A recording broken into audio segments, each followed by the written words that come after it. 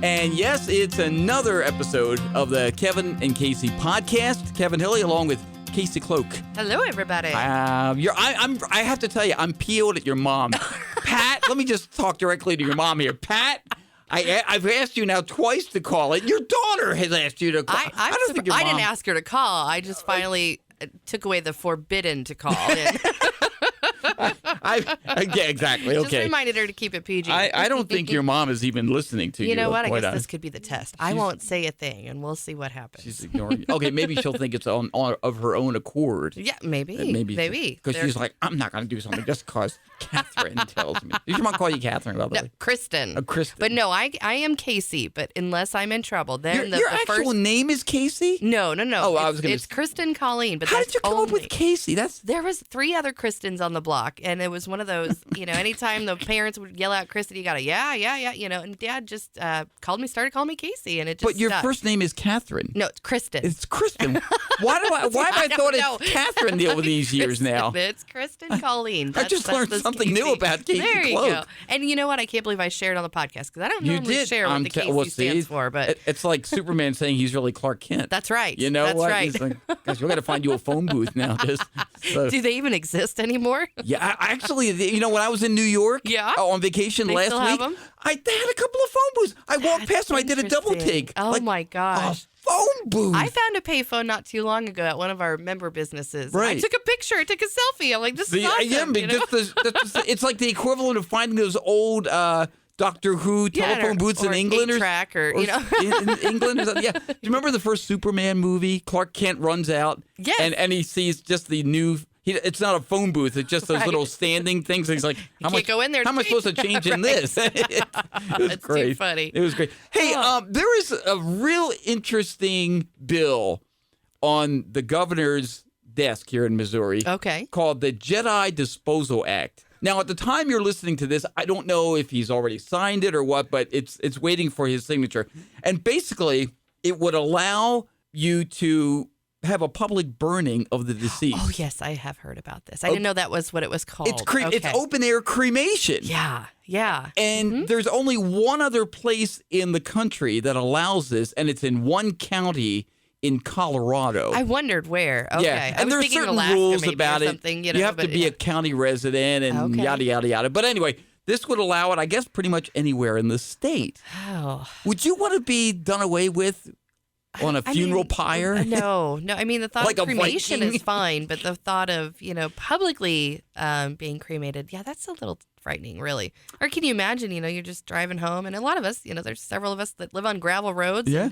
little more land and everything, and you're just driving by, you see a big old bonfire, and you show up with marshmallows Old and Mr. chocolate. Johnson must have passed. Yeah, there we go. Well, actually, I have a Facebook friend who saw that, and she says, that's how my son wants to go. Really? He wants to go on a funeral pyre. No, well, you would kind of feel like a Viking. Yeah, well, that's what it reminds me of. Yeah, exactly. That's no, thank you. No, Yeah. I'd rather just go ahead and have the funeral home hand the jar, not jar. What do you call it? What you mean? Where you put the remains where in? your remains are. It's the urn. The urn. Thank you. Urn, Yeah, yes, here, just exactly. Hand my husband the urn and don't. Yeah. Well, we have my mom sitting on our bookshelf at home. Do you? So There you go. Right next to my mother-in-law. Oh. Which they never got along great in real life. So we're hoping in the afterlife. I'm surprised you're not getting haunted then.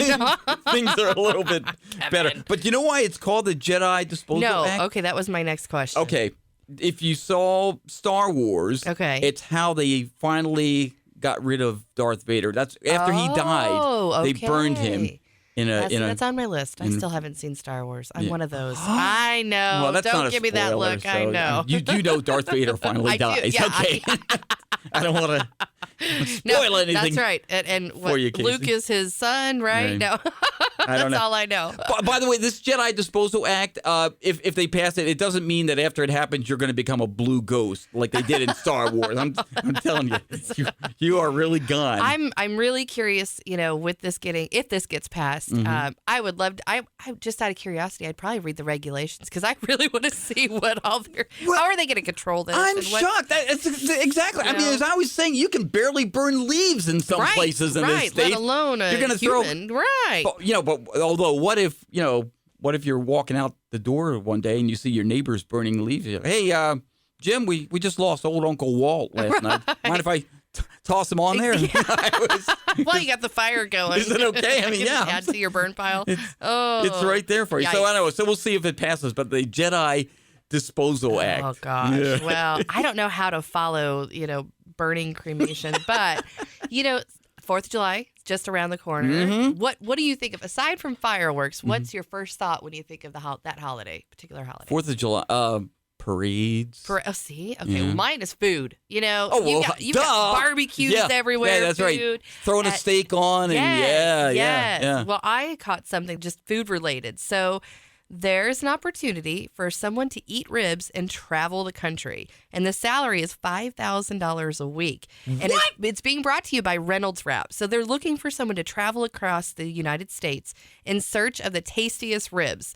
So basically, they're going to cover all the expenses, your travel, your lodging, and you could even bring a friend. Right. And you're going to be traveling around, and they're going to be handing out also a $10,000 check to go along with it. Are you showing up at people's barbecues? Or Well, I think it's Hi, I'm more from restaurant. Reynolds Wrap. Yeah. Can I have a couple of dogs? So the person, they just need to post pictures of the food and basically marketing for these barbecue venues throughout the U.S. I and then do you get that already. I know, right? I should be And you're not gonna paid. I could be getting paid for this. I take pictures of my food all the time. We go to a restaurant. I'm telling you, Casey, seriously. I take a picture of the food, and my wife is like, "Are you really going to post that?" I go, yeah. I enjoy the food pics. It's delicious. I do, Thank you. You tell my wife next time you see her. I need to add that to my list. I need to go Tell there. her, don't ride Kevin. He's like, I like seeing his food pictures. That's right. So if you've got some vacation time, I'm telling you. So it's the first 2 weeks in August. Mm-hmm. That's when you'll be traveling.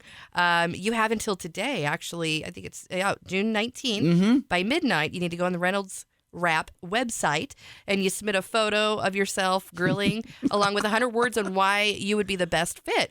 But if you've got 2 weeks vacation coming up, use it, for the 2 weeks in August, travel around, all paid expenses to eat ribs. I just used a week of vacation. I'm going to have to tell my bosses, hey, sorry, I got to take off again. Right, I got to travel the country testing barbecue. How fun would that be? I mean, all expenses paid. I would have too much fun with $5,000 that. a week? Yeah, so you're going to walk away with $10,000 with a free vacation, pretty much. Rolling in cash. I know. Hey, speaking of vacation, so last week I was away for, like a better part of 11 days, and I was back east.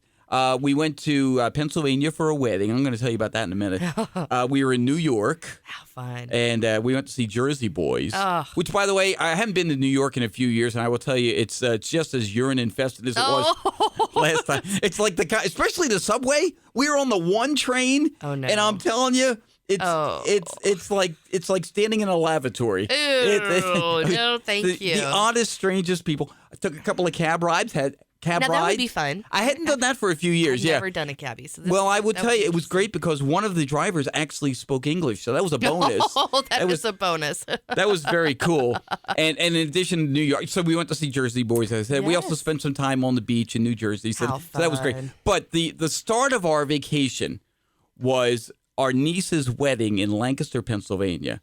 This was a 3-day extravaganza. Oh, how fun. It was on the scale of the royal wedding. I half expected Queen Elizabeth herself to make an appearance, to ride in on the royal stallions or something. But you had a rehearsal dinner the night before. Yeah. That was pretty much on the scale of most normal weddings. Oh, okay, wow. that's what that was all about. That's amazing. The next day was the wedding. Okay. And then the reception was in their backyard because they have this huge backyard. 3-tiered tent, a band from New York. It was massive. And I will tell you that the wedding itself, okay, here's the thing. Now, we have a disabled niece who her communication skills are limited to pretty much answering yes and no questions, okay? And she, ever since she was a baby, she's an adult now, but she will sometimes answer questions that are not directed at her because she hears yes and no, and she starts answering. Okay, so the minister is up there, and he's doing the vows between the bride and groom, and he says to the bride, do you take this man to be your lawfully wedded husband? And Sammy, our niece, almost on cue goes, no! And the whole place erupted in laughter because everybody knows Samantha. Everybody knows Sammy. Okay? And we were just laughing the like timing of that was it was perfect. the highlight of the ceremony. And even the minister, he goes, God is good. So that was great. Oh, that's funny. But there was something else that was really strange. Okay, so we've all heard that question before, Sure, yeah. And he also did the standard, if anyone here has reason why these two should not be wed, let them speak now. We've all heard that. I heard something I had never heard before. Oh. He asked the two of them if either of you has reason why you should not be married. Oh, wow. Tell us now. Shouldn't you have that conversation before the ceremony? Exactly. I'm sitting there thinking, heck of a time to bring this up. No kidding. That's awkward. And I said to Tommy, the groom, later, I said, you did know about this, right? Oh, yeah, we covered this in the practice. Yeah. Okay. I said, okay, good. He says, but I did think it was a little strange That still. is strange. You're talking about being put on the spot. I know. What are you supposed to do in that situation? Well, wait a minute now. Let me just think about this for a Only second. if you promise to do the dishes, Exactly. Or we're still working out laundry arrangements. Sorry, we're going to need another 10 minutes. If you have any reason why you shouldn't. Oh, my. That's quite interesting. So did he ask the crowd as well, though? Or He did that, yeah. There was a lot of questions then, Yeah, huh? nobody said anything. Even Sammy at that point, she was silent at that point. Oh, I love it. Hey, we'd love to hear from you. Hey, listen, you got a funny wedding story? Yes. Oh I'd my love to hear gosh, it. share it with us. You can call the Kevin and Casey podcast hotline. It's area 856-318-9873, or you can email Kevin and Casey at kevinhilly.com. And again, Casey, your mom. I know. Oh, God. You know what? Okay, I'm gonna change the rules here. Oh. Pat, Casey's mom, Pat, I forbid you to call us. A little reverse psychology. Yeah, See, okay. she never follows the rules anyway. Right. I finally learned to say what happens at grandma's stays at grandma's. Don't tell me. You come home with this baby and you have all these, don't do this, don't do that. And Right. Mom's like, oh, he slept like a baby. He was Right. on his belly. I'm like, Mom, come on. So I'm like, just don't tell me anymore. I don't want to know. I've never understood that expression. Slept like a baby. So you mean like he was up every 2 Right. hours Exactly. and pooped and peed himself? What Right. does that mean? That's baby sleeping. That's I don't right. want to sleep like a baby. No. Thank you very much. But we'd love to hear from you. 856-318-9873 or email Kevin and Casey at kevinhilly.com. You got a funny wedding story? I'd love to hear anything the wedding you want to story. share? That you want to really say hi? opens the door there. Yeah. Yeah, call in. Exactly. That's interesting. Always love hearing from you.